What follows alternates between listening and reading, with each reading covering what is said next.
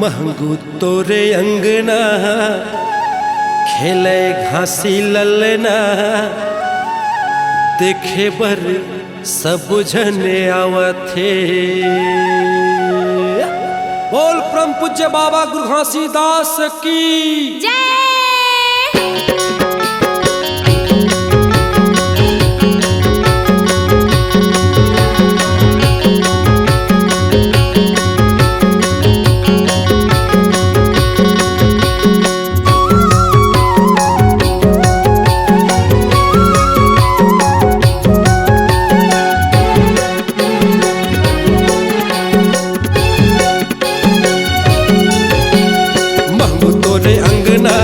घासी ललना महंगू तोरे अंगना खेले घासी ललना देखे बर सब जने आवथे। पवन देव झूलावथे देवता फूल बरसावथे पाके गुरु बाबा के दर्शन, पाके गुरु बाबा के दर्शन, पाके गुरु बाबा के दर्शन, पाके गुरु बाबा के दर्शन, पाके गुरु बाबा के दर्शन। महंगू तोरे अंगना खेले घासी ललना देखे बर सब जन आवथे। पवन देव झूलावथे देवता फूल बरसावथे पाके गुरु बाबा के दर्शन।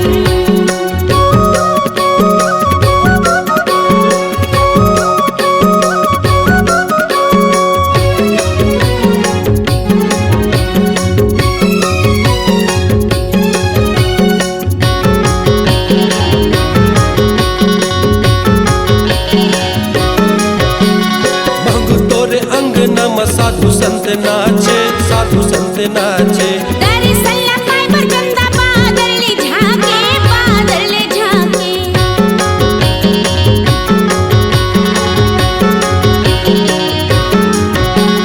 महंगू तोरे अंगना में साधु संत नाचे, साधु संत नाचे दर्शन ला पाए पर चंदा बादल ले झांके, बादल ले झांके। साधु संत नाचे, साधु संत नाचे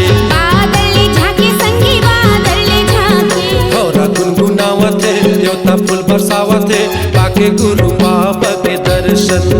हाँ भौरा गुनगुनावथे देवता फूल बरसावथे पाके गुरु बाबा के दर्शन।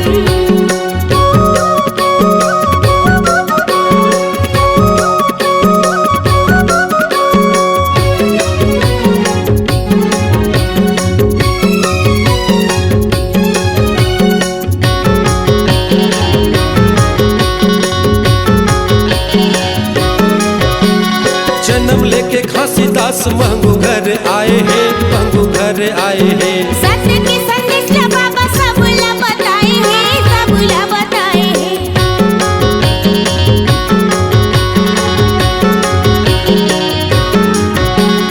जन्म लेके घासीदास महंगू घर आए हैं, महंगू घर आए हैं। सत्य के संदेश ला बाबा सब ला बताए हैं, सब ला बताए हैं। महंगू घर आए हैं, महंगू घर आए हैं। सब ला बताए संगी सब ला बताए हैं। बालक पन में उधारू के संग में नाचे घासी बाबा झूम झूम के। हाँ बालक पन में उधारू के संग में नाचे घासी बाबा झूम झूम के। पाके गुरु बाबा के दर्शन, पाके गुरु बाबा के दर्शन, पाके गुरु बाबा के दर्शन, पाके गुरु बाबा के दर्शन। तोरे अंगना खेले घासी ललना देखे बर सब जने आवथे। हाँ पवन देव झूलावथे देवता फूल बरसावथे पाके गुरु बाबा के दर्शन। पाके गुरु बाबा के दर्शन, पाके गुरु बाबा के दर्शन, पाके गुरु बाबा के दर्शन, पाके गुरु बाबा के दर्शन। हाँ महंगू तोरे अंगना खेले घासी ललना देखे बर सब जन आवथे। पवन देव झूलावथे देवता फूल बरसावथे पाके गुरु बाबा के दर्शन। पाके गुरु बाबा के दर्शन, पाके गुरु बाबा के दर्शन। C-Log Digital Recording Studio, Cordoba. Contact number 99071 192115.